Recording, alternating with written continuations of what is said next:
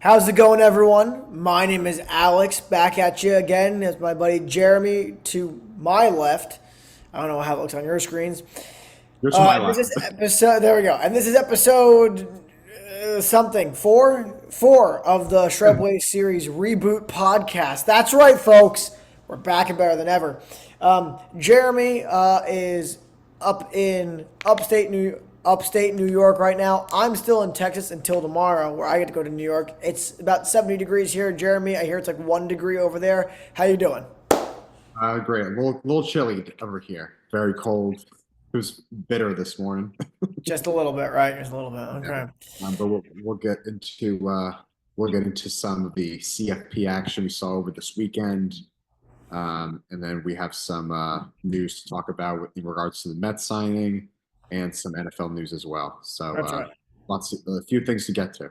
Now, before we get to this, though, guys, so Jeremy's not in his usual place, as you may notice. Um, you missed it earlier. It looked like he was being held captive in somebody's basement before. He decided it wasn't a good enough background, so now we've got this instead. Looks a little bit nicer. That is a bike tire. Shout out to Jeremy's right, I believe, right there. Yep. And all right, here we go. So, Jeremy, let's start with the college football stuff. All right. So we had 4 games this weekend. We started off with Notre Dame and Indiana. Then we had Penn State, SMU, followed by Clemson and Texas, and then the Ohio State University taking on the Tennessee Volunteers. Jeremy, what a what a weekend of college football. Nothing competitive really, except maybe the Texas game. Jeremy, I'm going to fire it over to you first. You could start us off here.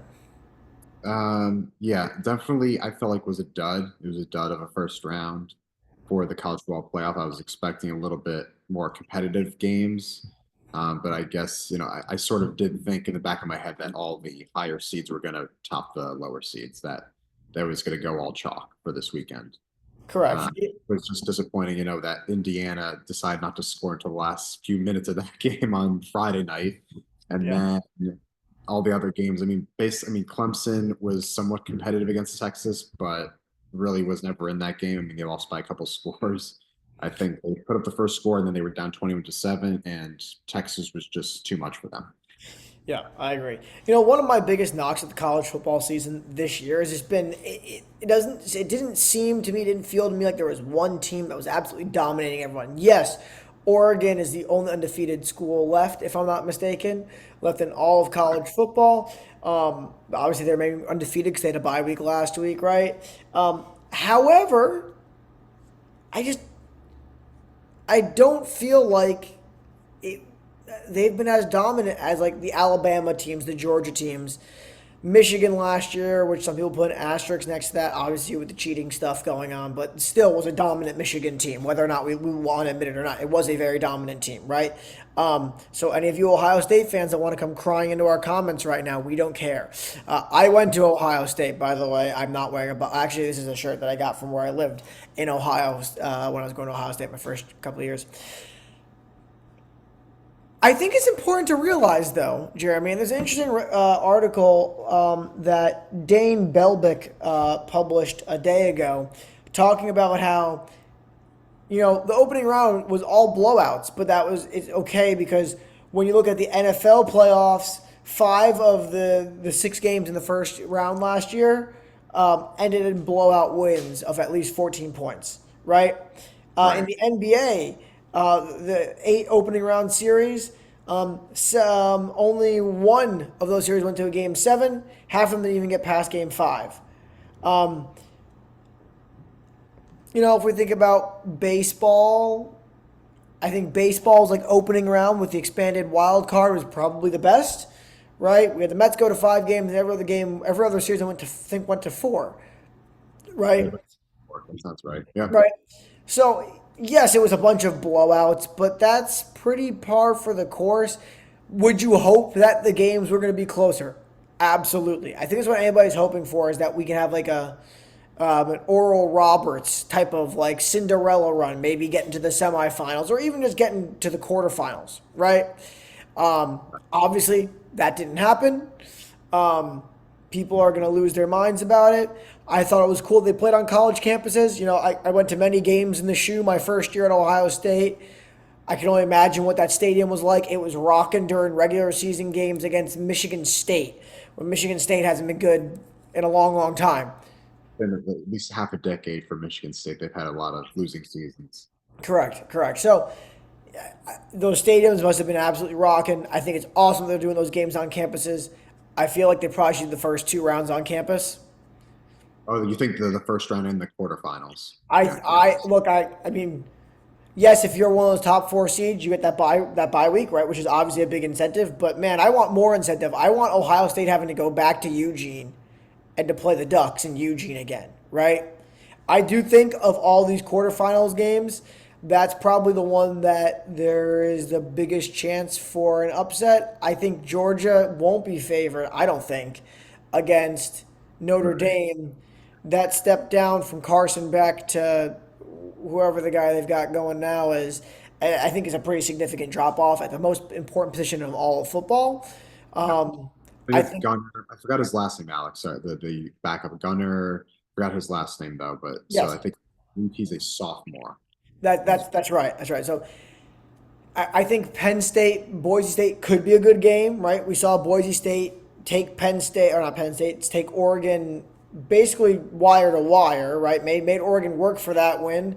So could they, on the legs of Ashton Genty, perhaps squeak out a win? Yeah, I think it's certainly possible. And let's also not forget, in terms of just that game in the site, the last time Boise State was in the Fiesta Bowl, it was it was 18 years ago when they had that Statue of Liberty play to win the game.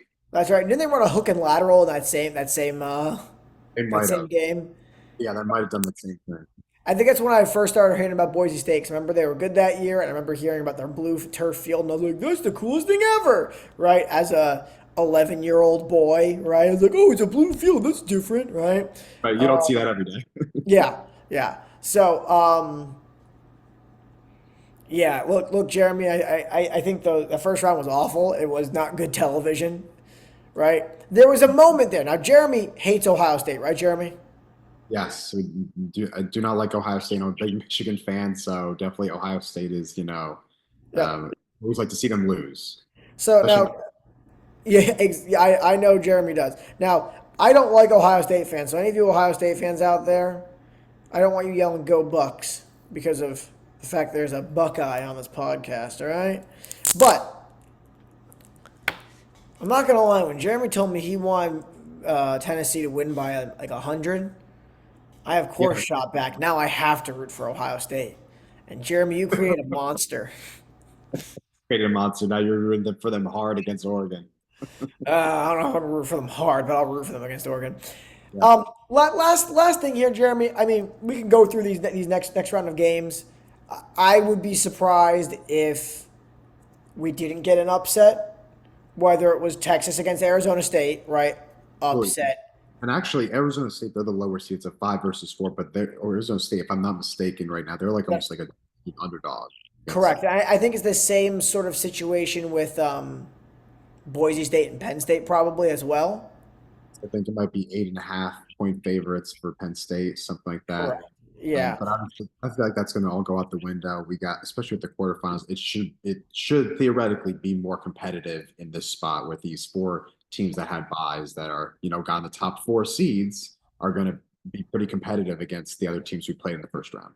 Jeremy, let me ask you this question, then we're going to move on to some NFL football here in just a moment, folks. Let me ask you this question, Jeremy. Do you think a better situation for the CFP, right? Okay, if we want to include top four or top five conference champions, okay, sure. But that 1 through 4 should remain 1 through 4, and then those the next division champions or conference champions either slide in where they are or go to 12 or 11 or 10. I think that's probably a more equitable way rather than making Penn State, Texas, Ohio State, whoever play in that first round and absolutely blow the doors off of whoever they're playing. What are your Yeah, thoughts? for sure. So what you're saying is that the conference champions they should be They should be in the back half of the top 12, like in the What I'm saying is Arizona State shouldn't be ranked wherever they are and then get the 4 seed just because they're the fourth highest right ranked because of conference what's not. champion. Yeah, and that's a good point to bring up, Alex. I think that makes sense because like, hey, they were the this is the 3 seed, but the national ranking is actually like 8 or something like that. It should Kind actually of like be what Boise State is. for the state, same sort of deal. That would make more sense. Like, wait a minute, they're getting a bye, and then like other state is actually ranked ahead of them. That doesn't make very much sense. Yes, Yeah. I think anybody, regardless of whether they follow college football a lot or they are sort of fair weather fan with college football, really that should be the case where you have wherever your national ranking Yeah. is after those conference championships have been played. I believe that's how it should play 1 through 12 on that national ranking. I agree. I agree. And once again, if you want to slide those conference champions in at the at the bottom of it, if they're not in those top 12, I'm totally okay with that, right? I have a feeling we're going to see an overcorrection next year where I don't think if a 2-loss SMU is in there versus a 3-loss Alabama team, I think Alabama team is going to end up in because they're playing the SEC, they're playing tougher opponents, so the games will be better. I think we'll see stuff like that rather than putting a second ACC school in there, unless the ACC is loaded now with Bill Belichick there. Who knows, right? Um, that's right. But I guess we'll see.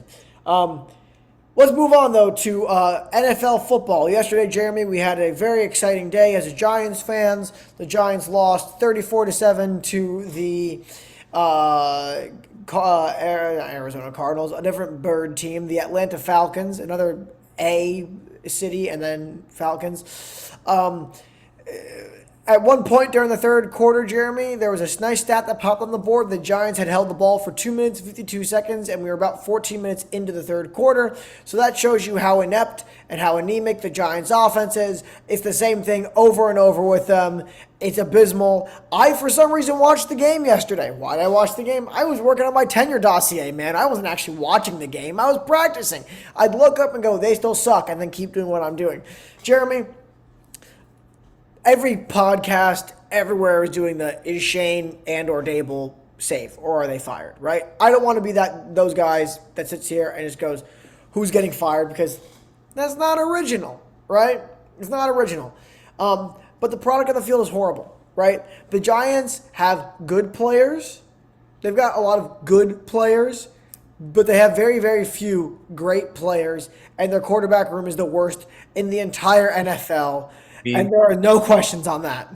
exactly, especially when the opposing defense outscores your offense 14-7, just let alone just that. Yes. Oh my. You know what? Drew Lock threw 3 touchdown passes yesterday, folks. For the defense and one for the offense.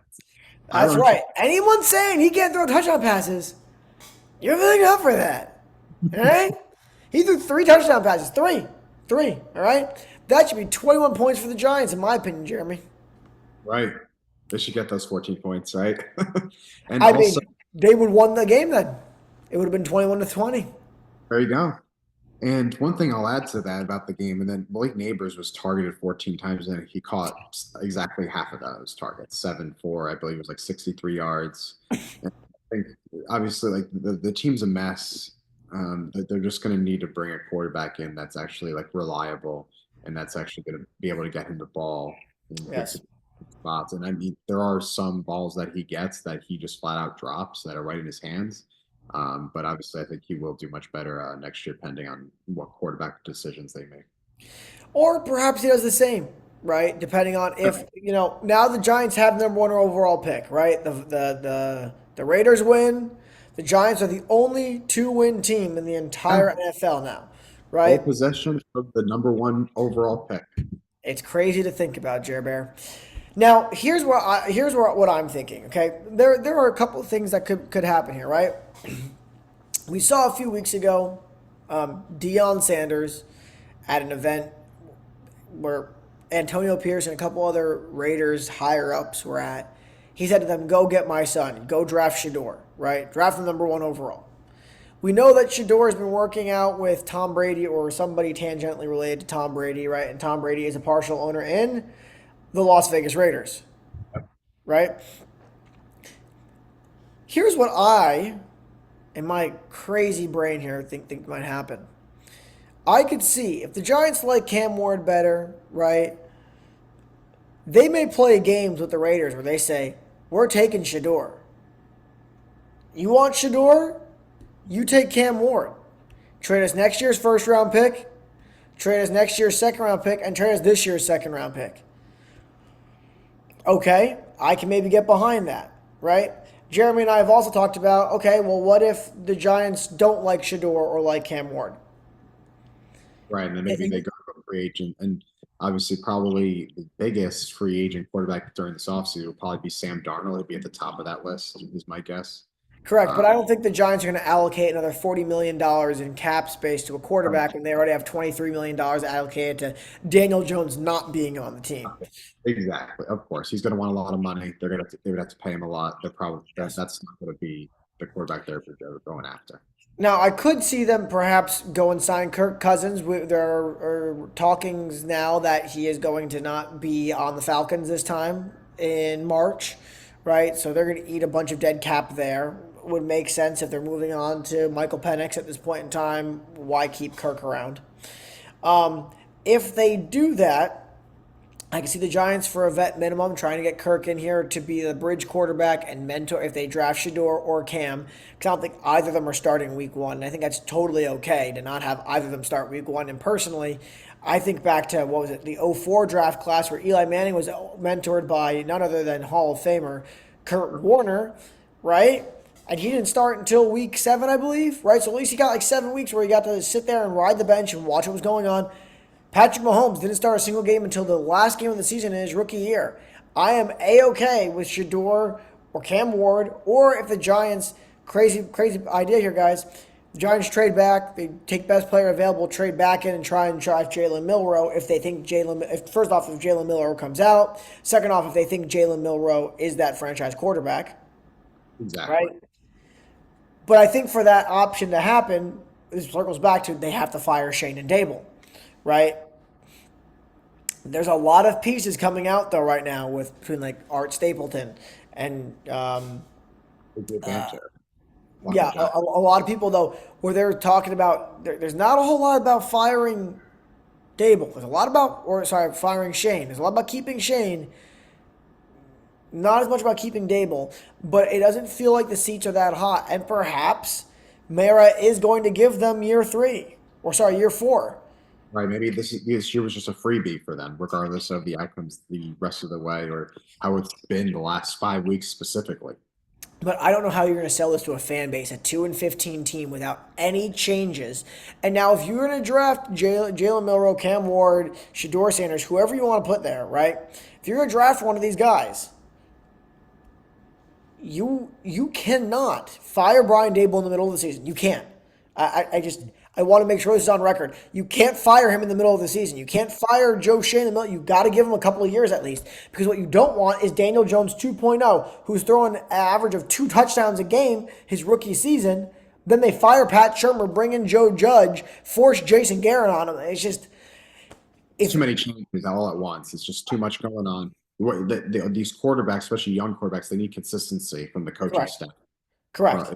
Head coach to their quarterback, offensive coordinator and on down, and their personnel and the players around them. You got to Correct. develop chemistry, and that's just the way it is in the NFL. Correct. So we'll I suppose see what happens here in the next couple of weeks. I mean, there's 2 more games left, 2 more games to suffer through. I'm going to the game on Sunday against the Colts.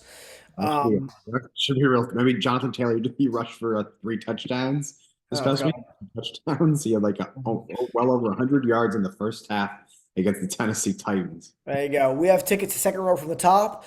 Maybe I'll be able to descend down further because it's going to be empty. It will be an Right. empty stadium. Right. Yeah. So probably the That's easiest ever getting into or out of MetLife Stadium. I've been going to games since 2011, folks. So I've been going to a game a year. My uncle's got season tickets.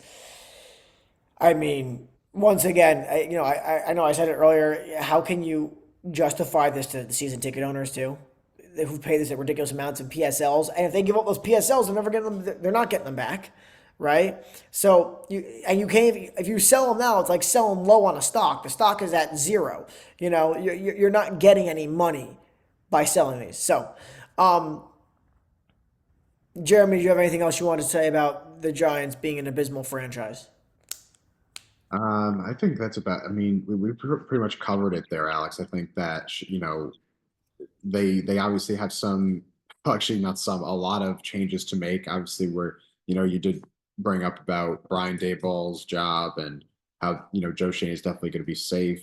What we're Yeah. hearing from some other podcasts, and I mean, this is a disaster. Worst season in the 100-year history of this franchise, arguably. They haven't had the number one overall pick. I believe it was since 19 like 62. It was in the 60s. That was the last 65. time. Oh, thank you, Alex. That was the So, year of the draft. It was the 64 season, the draft in 65 when they had the number one pick. right. So, they got a lot of work ahead of them. I mean, I don't think there's too much else to go over except they just got a lot of work to do. They got to figure out the quarterback situation, potentially bring in a new head coach to change things up personnel wise, and they'll go from there. That's right. All right, Jeremy, next topic. Next topic here. The next topic is Ayo, what did you get for Hanukkah from Jenna? Well, going to a Knicks game. Which game? Knicks Thunder. What Just Alexander from the Thunder. what day is that? So January 10th. Oh, January. see, I thought she was gonna give me and you the tickets, not because I care about basketball or because anything, but because obviously that I was around first. Well, guess what Tommy got from Santa Paws? He got a slow feeder. We just picked it up today Oh, from good old Petco. He's gonna try this later. He's gonna probably hate it because he has to inhale his food. Um, Happy Hanukkah to all of my Jewish compatriots out there, like Jeremy. It is Festivus today, so please feel free to air your grievances in the comment sections. Tell us what you got for Christmas. Hopefully, it wasn't a Giants jersey, because if it was, you're probably burning it, unless it was a Giant from one of the Super Bowl teams. Anywho, or if your parents got you a Giants jersey, if it was Daniel Jones, that's a little child abuse. that's That's rough. child They abuse right there. you can always exchange it for something else. I think like Amex card, you can That's you right. can back your jersey of your favorite player. That's right. That's right. You can. You know what? You sell it on eBay. It's worth more there than you getting this emotional damage. Um, all right, Jeremy. Actual next topic. Let's go to some baseball free agency. And folks, before we get to that, I just want to really quickly remind you that, or let you know that we don't know our next episode's release date. Jeremy may do some solo stuff. I'm gonna go visit family for the next week and a half, so I'm out of town through January 3rd. We'll try and get you something maybe that weekend of the 4th. If not, we'll definitely be back in your ears on January 7th, which will be that Tuesday. Hopefully, it won't be a 2 week hiatus. If it is, it is. But we will be back with you. I promise. That's not an idle promise. We'll have a lot Okay, to get. If we don't get back to you guys for 2 weeks, there will be a lot to get to with the NFL playoffs coming around the corner that's right. and maybe some more MLB free agency news to talk about. And at that point, I believe we'll have college football like finals, if I'm not Yeah, mistaken. finals. Yeah, like January 6th So time is the national there we, championship. there we go. Actually, I think the national championship's later this year because this Yeah, week but would it might be be the first. Might be the quarterfinal, semi. Yeah, so we'll know who's going to the championship game. Okay, Jeremy, couple free agent signings. One of these things is much bigger than the other. We'll start with your Yankees signing Paul Goldschmidt to a 1 year deal.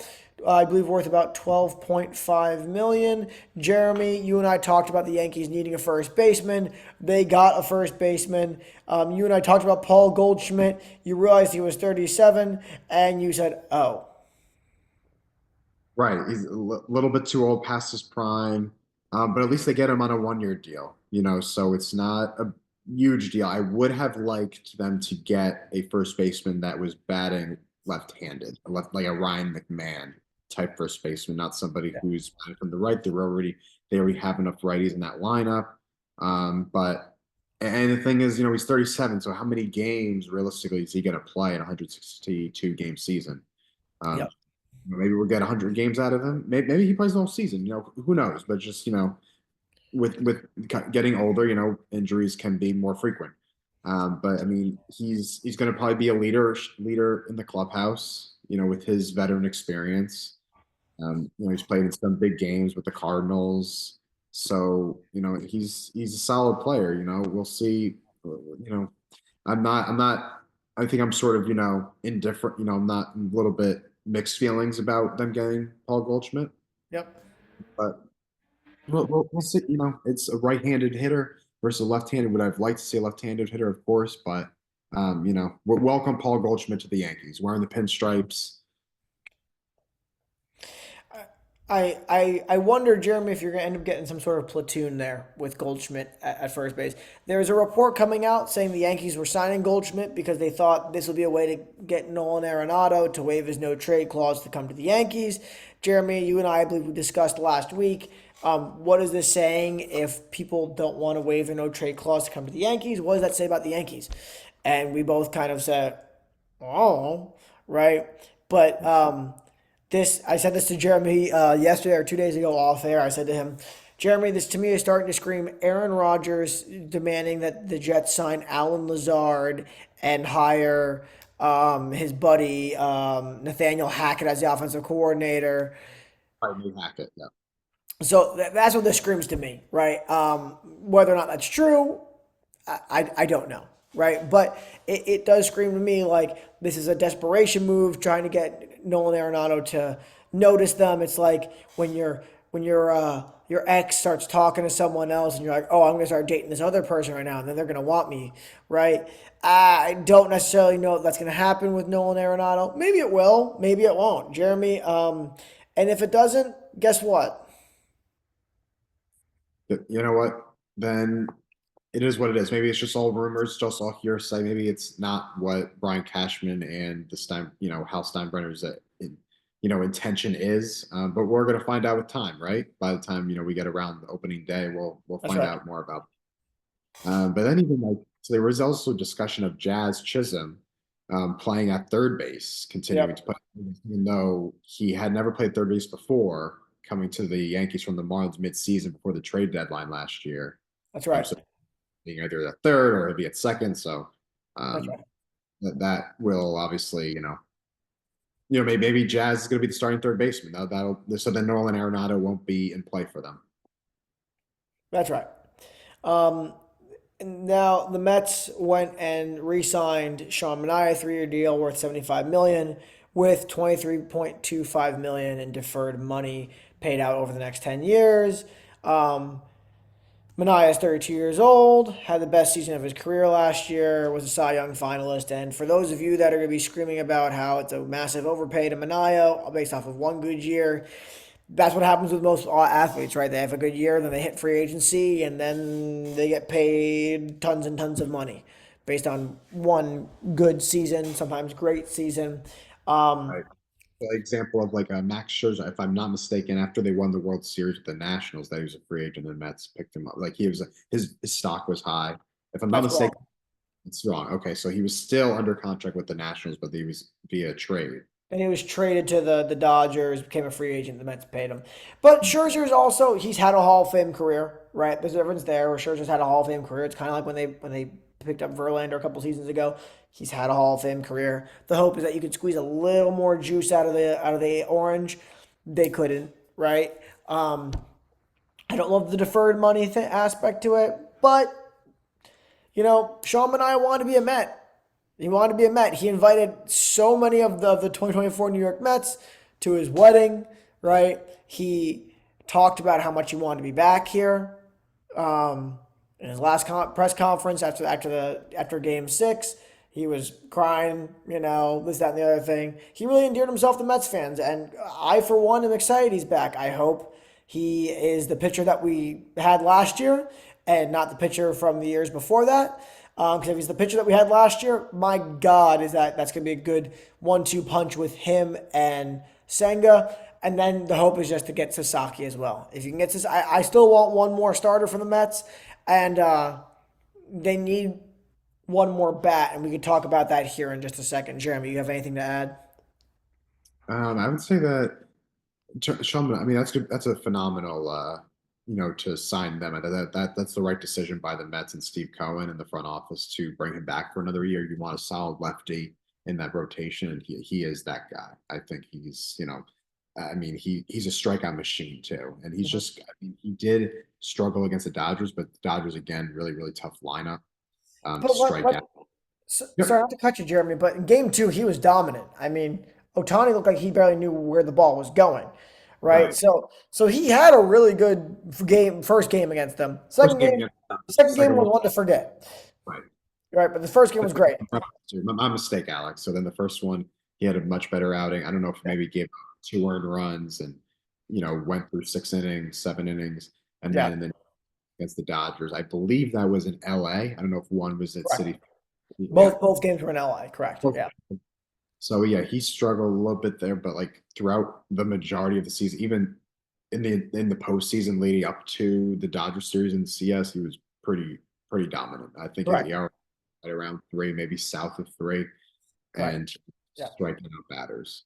And last year was his first year really pitching deep into the playoffs. So, like, the hope is now he kind of knows how to, like, pace himself. And hopefully the Mets don't have to play meaningful games a day after the season ends, this coming year. So they can just kind of rest, and not have to put their starters out there and have them go in 7, 8 innings.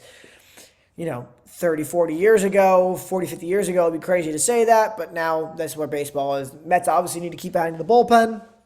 Um, uh, Now, one last thing for us Mets fans out there, there is a certain first baseman who who is still not signed anywhere, Mister Peter Morgan Alonso, Yeah, what's up and with that? huh?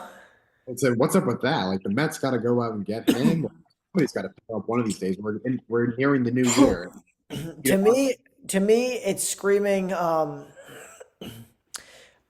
Pete and Scott Boras overplayed their hand, and the market hasn't materialized in the way he thought it and hoped it was going to. And now he has to hope that he can still get that sort of 7 year, 185 million extension or something even close to that, like what the Mets offered him a couple years ago or a year ago that he turned down. Um, all of that being said, Jeremy, I think the Mets and Alonso probably going to reunite. Um, I think it's a match made in heaven. I think the Mets need a bat. Alonso needs a home. There's nowhere else really going, and it seems like from all the reports I've seen, that seems to be the place where he's going to go. On top of that, Alex Bregman is still connected to the Mets. A trade for Luis Castillo, the pitcher from the Mariners, still is in play, and Roki Sasaki is also still in play. So I think the Mets are going to be looking to add at least one more bat and at least one more starting pitcher. I think it just depends on what the price is for said bat or pitcher. I'd love for the Mets to be able to sign three of those four guys. Could they? Absolutely. Steve Cohen has shown them the ability to spend that much. But do I think it's going to happen? Probably not. I think the most likely situation where they sign Bregman and Alonso is if they get Sasaki. If they have to trade for Castillo, I think then you're going to get Alonso or Bregman. So I think it's just kind of all up in the air right now. yeah, definitely Alex and Pete Alonso. The Mets, I think, would that would enhance their lineup greatly. And he's just a great power hitter. He did not have a great last, I don't know, 30, 40 games of the season last year in the regular season, but he can always turn it around in one swing. That's So right. he's in the lineup that you want to have, and he plays a solid first base. So absolutely. The Mets should. I mean, I think the Mets and him and Scott Boras are going to come up with a deal in the coming weeks and couple months. I'd be surprised if Alonso isn't back with the Mets. Jeremy, you're absolutely right. He can turn it around on a swing. Just ask your new closer about how that worked for him in Right. DS. Like, oh no. Um, exactly. All right, folks. Well, if you've made it this far, please give us a like, subscribe, consider subscribing. Put a comment down below. What did you get for Christmas, for Hanukkah, for New Year's, for if you're like Tommy and you're a Beagle and you celebrate Beaglemas, what'd you get for Beaglemas? Drop it down below in the comments. We want to know. We want to read what you got. We'll be back with you definitely in the new year. Might be a couple weeks here, unless Jeremy does some solo stuff. If he doesn't, that's totally cool. You can follow us on our socials. We will start linking our socials down below in the description of these things. Thank you guys for tuning in. We'll be back with you soon. I know this one's run a little bit longer, so thank you for sticking with us. Back after this.